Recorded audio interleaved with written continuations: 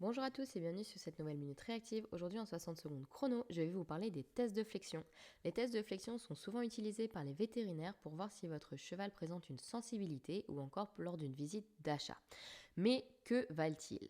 Ils sont très controversés. En effet, suivant l'angle à laquelle l'articulation est fléchie ou encore la force qu'on y met, on va pas du tout avoir le même résultat sur le test de flexion. Il a d'ailleurs été prouvé que les hongres ou les juments ne réagissaient pas de la même façon à une même force exercée avec un même angle de test de flexion.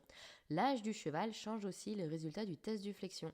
Donc si votre vétérinaire fait un test sur votre cheval de 2 ans et de 4 ans et qu'il y met exactement la même force avec les mêmes angles fléchis sur les articulations, vous allez avoir des résultats complètement différents alors que pour autant l'articulation peut être tout à fait saine en dessous.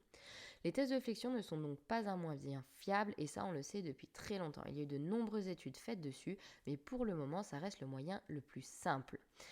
C'est pour ça qu'on le garde. Il existe maintenant heureusement des outils comme Alago ou Equisim d'Arioneo qui vous permettent de détecter la dissymétrie ou l'asymétrie de votre cheval. Des vétérinaires commencent à s'en équiper et ça c'est vraiment génial parce que ça permet d'avoir des résultats vraiment très fiables.